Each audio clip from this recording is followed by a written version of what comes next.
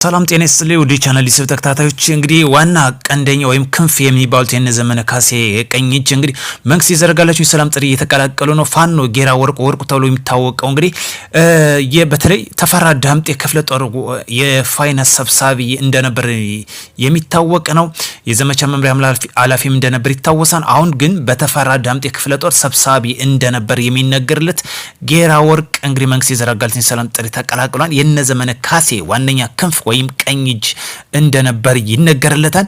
እንግዲህ ትግሉ እየጠራ ነው የሚለው በግልጽ እየታየ ነው። እንግዲህ ለትግሉ ዋነኛ ተቆርቋሪ የሚባሉት መንግስት ይዘረጋላችሁ የሰላም ጥሪ እየተቀላቀሉ ይገኛሉ። በዚህም እንግዲህ እንደቀጠለ ይገኛል። ሌላኛው ይህ ወጣ የሚገኝ መረጃም አለ። በደርሳን ብርሃኔ የሚመራው የጽንፈኛ ቡድንም አለ። እሱን ጉዳዮችም አስደምጣችኋለሁኝ። ከዛ በፊት እንግዲህ ካፒቴን ማስረሻ ሰጤ፣ ጋዜጠኛ ኤልያስ ደባሱ፣ ያረጋል አያና፣ ጌራ ወርቅ እንዲሁም ኮሎኔል ማን ያዘው የሚባሉ እንዲሁም ኮሎኔል ፈንታው ማቤ፣ ፍቅሩ ሙልዬ እንግዲህ በአንድነት መንግስት ይዘረጋላችሁ የሰላም ጥሪ ተቀብለው የገቡት በአዲስ አበባ በመዲናዋ እንዲህ በተንቀሳቃሽ ምስል ብቅ ብለዋል ማለት ነው። በትናንትናው ዕለት መጋቢት 30 2018 ዓመተ ምህረት ጌራ ወርቅ መንግስት ይዘረጋላችሁ የሰላም ጥሪ ተቀብለው ገብቷል። በዋነኛነት ተፈራ ዳምጤ ክፍለ ጦር ሰብሳቢ እንደነበረም ይነገርለታል። የዘመነ ካሴ ቀኝ እጅ እንደነበረም ይነገርለታል። ስለዚህ ትግሉ ወደፊት እየገሰገሰ ነው የሚለው እየጠራ መንግስትን የዘረጋለትን የሰላም ጥሪ እየተቀላቀሉ ይገኛሉ። ከጦርነት ባጭሩ የሚመጣ ትርፍ የለም። ጌራ ወርቁ እንግዲህ መንግስት የዘረጋለትን የሰላም ጥሪ መቀበል በዋነኛነት ተፈራ ዳምጤ ዋና ሰብሳቢ የነበረ ነው። በስሩ ያሉትን አባላትን እዞ እንደገባ ነው የሚነገርለት። አባላቱ ግን እስካሁን ድረስ በይፋ ኦፊሻል ሆኖ የወጣበት ጉዳይ የለም። ነገር ግን እሱ ግን ከጓዶቹ ጋር በአዲስ አበባ በመዲናዋ ታይቷን። በትናንት ዕለት እንግዲህ መንግስት የዘረጋለትን የሰላም ጥሪ ከተቀላቀለ በኋላ ማለት ነው። ጦርነት ትርፍ የለውም። ስለዚህ ቀሪ ወንድሞቻችንም የነዚህ ፈለግ ተከተሉ ዘንድ እናሳስባለን። አሁን እየወጣ አለ። በተለይ በደርሳን ብርሃኔ የሚመራው የጽንፈኛ ቡድን ታጣቂ ደላንታ ፀሐይ መውጫ በሚባለው እና አልቦኮነጢ በሚባል አካባቢ ሙሉ በሙሉ መደምሰሱ እየወጣ ያለው መረጃ ያመላክታል። በሱ የሚመራው የታጣቂ ቡድኖች ላይ እርምጃ እንደተወሰደባቸው ነው እየተነገረ የሚገኘው። ስለዚህ ቀሪ ወንድሞቻችን ባታስጨርሱ መልካም ነው። ሰላም ይቅደም። በጦርነት የሚፈታ ጉዳይ አለመኖሩን የሚያሳይ ጉዳይ ነው። ሸረሪና ላይ በተወሰደው አርሚ 7 ተብሎ የሚታወቀው የህወሓት ክንፍ እንደተደመሰሰም ተነግሮለታል። ጦርነት አውዳሚ እንጂ ትርፍ አይኖርም። ጌራ ወርቁ እንግዲህ በአዲስ ፋሲካን ከሰላም በመምረጥ ፊትን ወደ ሰላም አዙሯን። ጦርነት ትርፍ አለመኖርም በግልጽ ያሳየበት ጉዳይ ነው። እዚህ ጋር ሲቆም ብለን እናንሳን ጥያቄ ካፒቴን ማስረሻ ሰጤ፣ ኮሎኔል ፈንታው ማቤ፣ ኮማንዶ ፍቅሩ ሙልዬ እነዚህ ዋነኛ ከኤክስፔሪየንስ አንጻር ስናያቸው ኮሎኔል ፈንታው ማቤ ካፒቴን ማስረሻ ሰጤ ልምድ ያለው ነው። በህወሓት ጊዜም ልምድ የነበረው ሰው የሚታወቅ ነው። ፍቅሩ ሙልዬም 11 ዓመት በሀገር መከላከያ የቆየ ነው።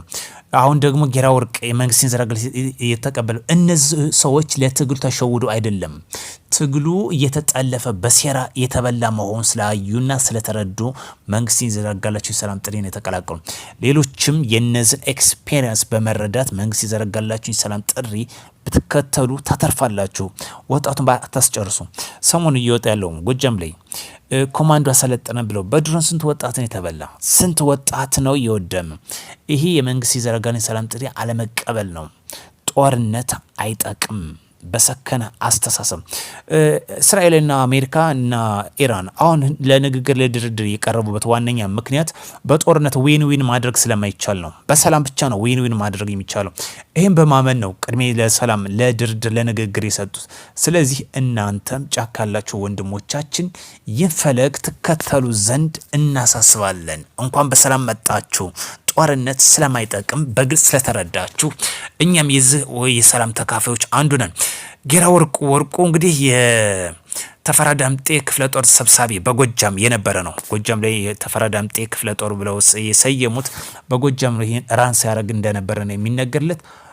ቀሪው ደግሞ እነ ዘመንም ይገባሉ፣ እነ ምሬ ወዳጀም ይገባሉ። የሚያሳዝነው ተራ ታጋይ ሆናችሁ ህይወታችሁን በሜዳ ያጣችሁ የቀራችሁ ብቻ ነው። ተራ በተራው ወታደር ሆናችሁ እነ ዘመነ ካሴ ይገባሉ፣ እነ ምሬ ወዳጀ ይገባሉ፣ ሌሎችም ይገባሉ። እና ሀብቴ ወልዴ እነ መክተማሙ እነዚህም ይቀጥላሉ። ነገር ግን በተራ ወታደር ላይ ሆነው ይቀሩ፣ በተራ ህይወታቸውን ያስበሉ። ለእነሱ ብቻ ነው የሚያሳስበው እንጂ ማንም አይቀርም። ኢትዮጵያ እያሸነፈች ትቀጥላለች።